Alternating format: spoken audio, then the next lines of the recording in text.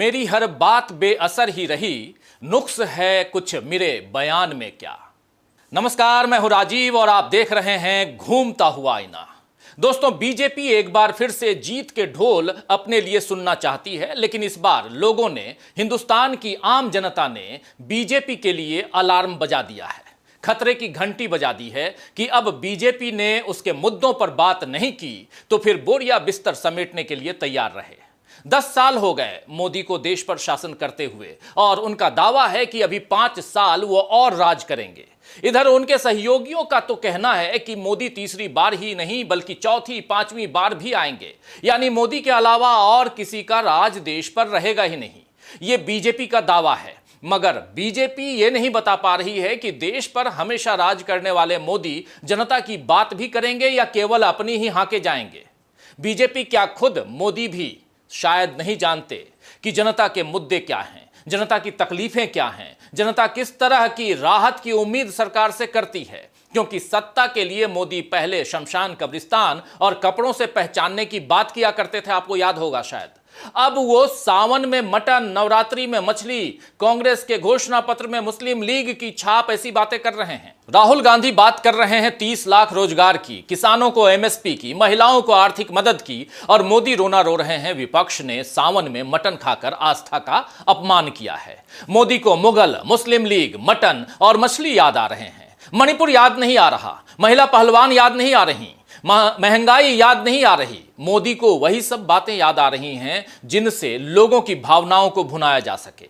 लेकिन 2014 या 2019 की तरह 2024 का चुनाव नहीं होगा, यह बात अब लोग भी कह रहे हैं। दो बार भावनाओं में बहने और गप्पों में यकीन करने का खामियाजा जनता ने भुगत लिया है। अब जनता खुद बता रही है कि उसके लिए जरूरी मुद्दे कौन से हैं और गैर जरूरी मुद्दे कौन से हैं। CSDS लोक नीति और हिंदू अखबार के सर्वे ने जनता के मूड से जुड़े कई ऐसे खुलासे किए हैं जिनसे पता चलता है कि इस बार माहौल बदल गया है, जनता का मूड बदल गया है। तो आइए दोस्तों, आज आईने की नजर से पड़ताल करेंगे कि क्या इस बार इंडिया गठबंधन ने बदल दिया है जनता का मूड। क्या कांग्रेस के घोषणा पत्र ने बीजेपी को बैकफुट पर धकेल दिया है। क्या राहुल गांधी के उठाए मुद्दों से फंस गए हैं नरेंद्र मोदी। और समझेंगे कि क्या अब की बार जनता को है मुद्दों की दरकार और क्या इसमें फेल हो गई है मोदी सरकार। लेकिन शुरुआत करें उससे पहले देखते हैं राहुल गांधी का यह बयान जो उन्होंने शनिवार को छत्तीसगढ़ के बस्तर में दिया है।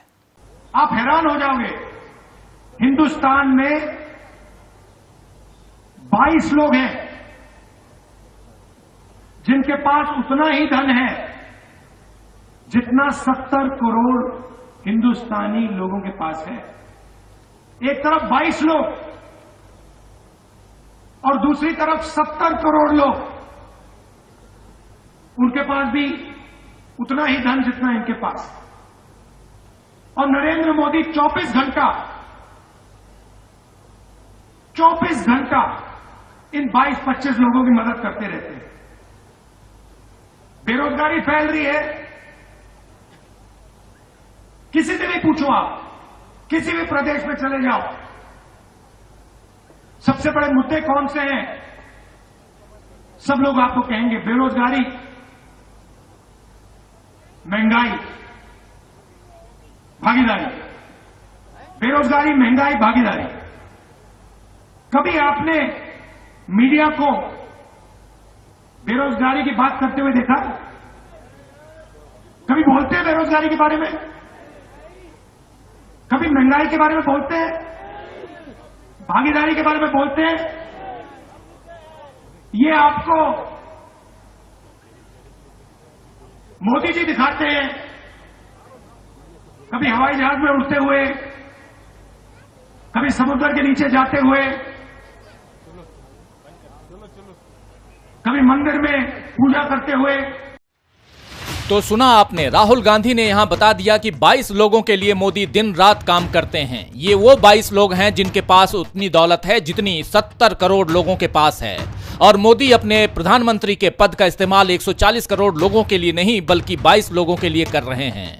वो कभी महंगाई और बेरोजगारी की बात नहीं करेंगे, कभी समुद्र के नीचे जाएंगे तो कभी गुफा में जाएंगे।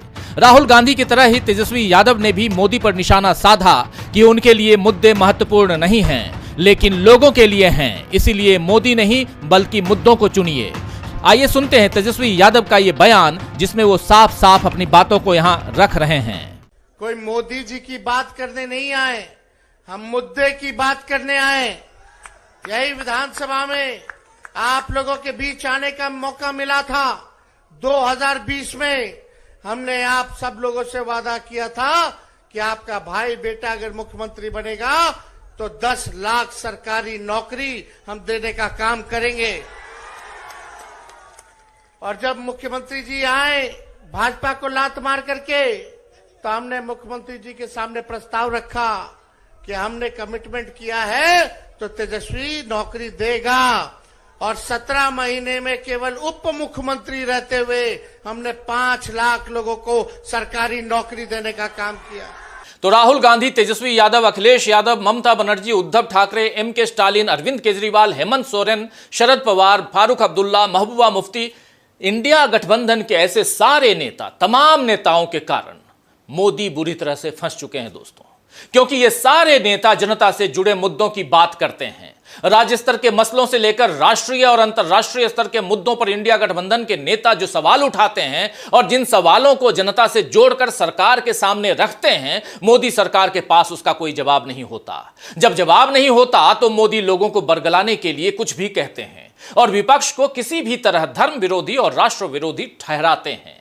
शुक्रवार को मोदी की जम्मू कश्मीर के उधमपुर में जो सभा हुई थी, आपको याद होगा, उसमें लद्दाख और चीन की घुसपैठ की बात न करके मोदी ने विपक्ष के खान पान पर सवाल उठाए और जानबूझकर उसे मुगलों से जोड़ा। यहां भी मोदी की विभाजनकारी राजनीति साफ दिखी, क्योंकि मुगल इस देश पर आक्रमण करके और लूट कर भागे नहीं थे, बल्कि वो यहां राज करते थे जैसे बाकी राजवंशों ने किया। और मुगलों के कारण देश में खान पान, वेशभूषा, कला, संस्कृति, हर क्षेत्र में समृद्धि आई। देश में कई ऐसे मंदिर हैं जिन्हें मुगल काल में बनवाया गया था, आपको याद होगा, और मुगल शासकों ने इसमें मदद की थी। मुगलों की सेना में हिंदू ऊंचे पद पर थे और हिंदू राजाओं की सेना में कई मुस्लिम सेनापति थे, क्योंकि इतिहास के उस दौर में राज्य बढ़ाने की चिंता शासकों को रहती थी।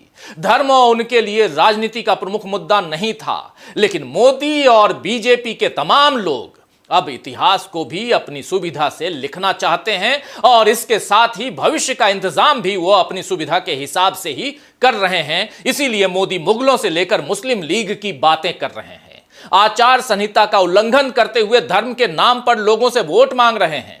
आप मोदी का ये वीडियो जरा देख लीजिए, जो राजस्थान में 11 अप्रैल को हुई एक रैली का है। देखिए जरा। जिस राजस्थान ने, धौलपुर ने अयोध्या में 500 साल के इंतजार के बाद बन रहे भव्य राम मंदिर के लिए पत्थर भेजे, उसी राम मंदिर पर कांग्रेस पार्टी के नेता कैसी कैसी भाषा बोल रहे हैं। इन लोगों ने रामलला की प्राण प्रतिष्ठा का बहिष्कार तक किया। इंडी गठबंधन में इनकी साथी पार्टी सनातन को नष्ट करने की बात करती है और ये कांग्रेस वाले उनके मौन समर्थन में खड़े रहते हैं। साथियों, आप बताओ, कांग्रेस का ये पाप माफी लायक है क्या? तो मोदी जी पूछ रहे हैं कि कांग्रेस का पाप माफी लायक है क्या? यानी कांग्रेस के कई नेता प्राण प्रतिष्ठा में शामिल नहीं हुए तो मोदी उसे कांग्रेस का पाप बता रहे हैं। लेकिन शंकराचार्यों ने भी तो अधूरे मंदिर की प्राण प्रतिष्ठा का विरोध किया था, तो क्या मोदी इतनी हिम्मत दिखाएंगे कि वो शंकराचार्यों की मनाही को पाप कह सकें? कांग्रेस के पाप गिनाने में मशगूल मोदी असल में जनता के मूड को समझ ही नहीं रहे हैं, क्योंकि जनता की नजर में मुगल या मुस्लिम लीग या सावन में मटन मछली और राम मंदिर का उद्घाटन अब मुद्दा नहीं है, बल्कि उसके लिए रोजगार और महंगाई असल मुद्दे हैं।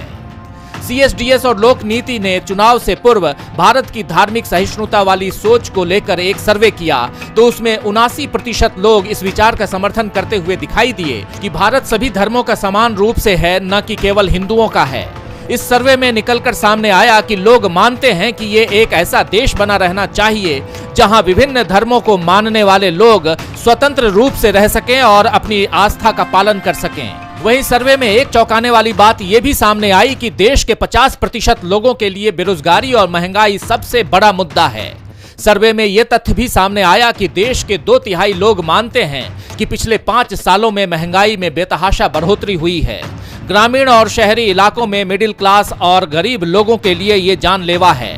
इसके लिए ज्यादातर लोग केंद्र सरकार को जिम्मेदार मानते हैं। 50% लोग मानते हैं कि जितनी कमाई होती है उससे घर का खर्च चलाने में दिक्कत हो रही है और वो भविष्य के लिए कुछ भी बचत नहीं कर पा रहे हैं। तो इस सर्वे का विश्लेषण करें तो यही समझ आता है दोस्तों कि बीजेपी और मोदी दोनों के लिए अब जनता अपनी नाराजगी दिखाने लगी है। लेकिन मोदी अब भी उन्हीं लोगों को आगे बढ़ाने में लगे हुए हैं जो उनकी तरह राम के नाम पर वोट मांगते रहे। मेरठ में तो रामायण सीरियल के राम जो हैं उसमें राम की भूमिका निभाने वाले अरुण गोविल को ही खड़ा कर दिया गया। अरुण गोविल अपने प्रचार में यह बता ही नहीं पा रहे हैं कि जनता के मुद्दे क्या हैं। उन्हें लगता है कि जनता उन्हें राम की छवि याद करके वोट देगी। वहीं हिमाचल प्रदेश में मंडी से कंगना रनौत को बीजेपी ने खड़ा किया है, जो हिंदुत्व और राम के नाम पर वोट मांगने के साथ राहुल गांधी के बारे में झूठ और अपशब्द बोलकर वोट मांग रही हैं।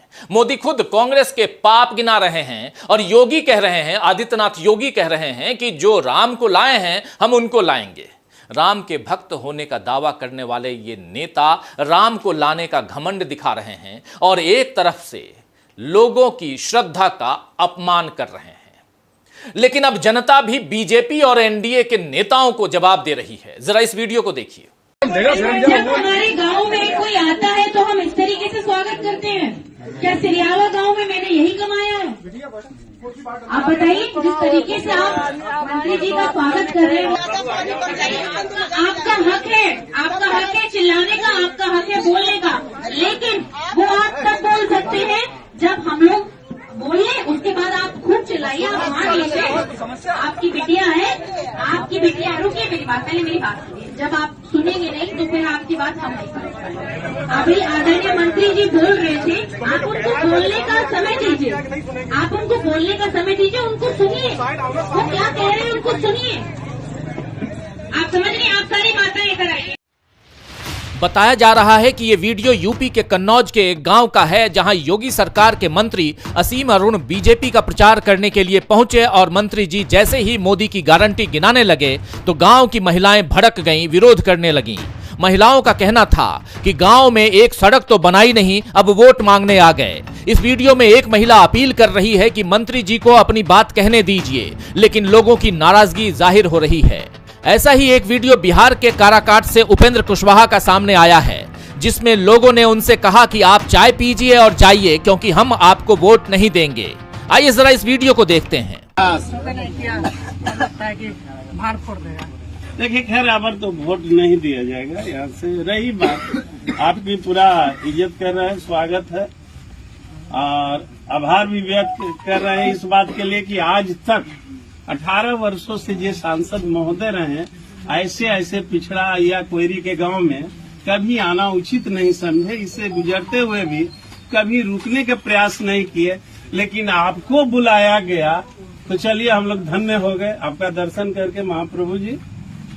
लेकिन वोट नहीं मिलेगा हम लोग की तरफ से सर। इसी तरह पंजाब में बीजेपी प्रत्याशी हंसराज हंस के सामने नाराज लोगों ने प्रदर्शन किया और उधर हरियाणा में भी दुष्यंत सिंह चौटाला को एक गांव में घुसने तक नहीं दिया गया। तो देश के अलग अलग राज्यों से आ रही ये तस्वीरें बता रही हैं दोस्तों कि माहौल बदल रहा है और बीजेपी के लिए चेतावनी आने लगी है कि अब वो चाहे तो मुद्दों की बात करे और जनता की नाराजगी दूर करे। मगर मोदी को चुनाव जीतने के लिए धार्मिक तुष्टीकरण और सांप्रदायिक उन्माद की राजनीति के अलावा शायद कुछ सूझता ही नहीं है।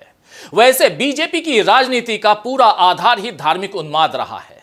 जमीन समतल करनी पड़ेगी जैसे बयान आपको याद होगा अटल बिहारी वाजपेयी ने दिए थे।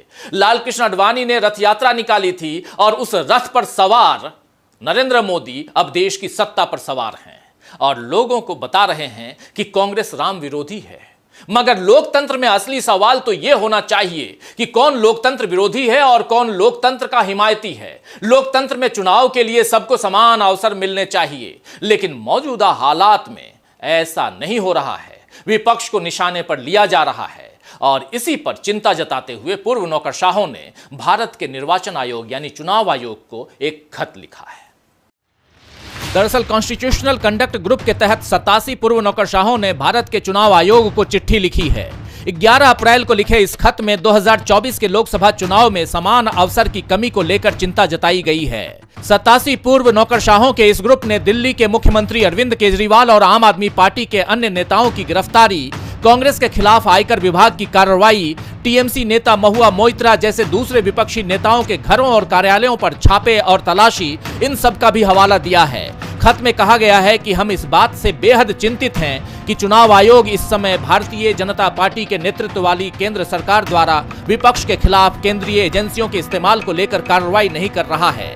खत में प्रधानमंत्री नरेंद्र मोदी के कथित आदर्श आचार संहिता उल्लंघन के खिलाफ कार्रवाई में चुनाव आयोग की चुप्पी का भी जिक्र किया गया है। कुल 87 पूर्व नौकरशाहों की इस चिट्ठी में सिग्नेचर करने वालों में पूर्व विदेश सचिव शिवशंकर मेनन, यूके में पूर्व उच्चायुक्त शिवशंकर मुखर्जी, पंजाब के पूर्व पुलिस महानिदेशक जूलियो रिबेरो, पूर्व उप राष्ट्रीय सुरक्षा सलाहकार विजय लता रेड्डी, पूर्व स्वास्थ्य सचिव के सुजाता राव, कश्मीर मामले पर पूर्व OSD PMO as Dulat, Delhi के पूर्व एलजी नजीब जंग और पूर्व मुख्य सूचना आयुक्त वजाहत हबीबुल्लाह जैसे नाम शामिल हैं। तो अब अगर बीजेपी की मर्जी हुई तो वह ऐसे खत लिखने वालों को देश विरोधी करार दे सकती है, क्योंकि अब तक बीजेपी के लिए वही लोग देश विरोधी हैं जो बीजेपी का विरोध करते रहे हैं। लेकिन जनता देख रही है कि विपक्ष के नेताओं को बीजेपी के राज में निशाने पर लिया जा रहा है। वैसे सीएसडीएस के सर्वे में यह बात भी सामने आई है कि 2019 में 51% लोगों ने चुनाव आयोग पर भरोसा किया था, लेकिन 2024 में चुनाव आयोग पर केवल 28% लोगों ने अपना भरोसा जताया है। अब यह सोचने वाली बात है दोस्तों कि जब पूर्व नौकरशाह लेवल प्लेइंग फील्ड यानी समतल जमीन के ना होने पर चिंता जता रहे हैं और जब वोटर्स के बीच भी निष्पक्ष चुनाव प्रक्रिया को लेकर भरोसा कायम नहीं दिख रहा है, तो क्या ये हालात लोकतंत्र के लिए ठीक हैं? कायदे से देश पर हमेशा के लिए राज करने की इच्छा रखने वाले मोदी के लिए यही सारी बातें चिंता का विषय होना चाहिए थीं। लेकिन उनका ध्यान तो इस बात में लगा है कि विपक्ष के नेताओं में कौन क्या खा रहा है, कौन क्या पहन रहा है। हालांकि मोदी जनता की और लोकतंत्र की चिंता करें या ना करें, लेकिन विपक्ष के नेता तो जनता से जुड़े मुद्दों को ही अपने भाषणों और अपने घोषणा पत्र में जगह दे रहे हैं। कौन जानता है कि इस बदले हालात में अब विपक्ष की जगह भी बदल जाए। खैर, शायर नसीर अहमद नासिर ने ठीक ही फरमाया है कि खामोशी झांकती है खिड़कियों से, खामोशी झांकती है खिड़कियों से, गली में शोर सा फैला हुआ है। तो आज के लिए बस इतना ही, फिर मिलेंगे खबरों के नए आईने के साथ। तब तक देखते रहिए डीबी लाइव। नमस्कार।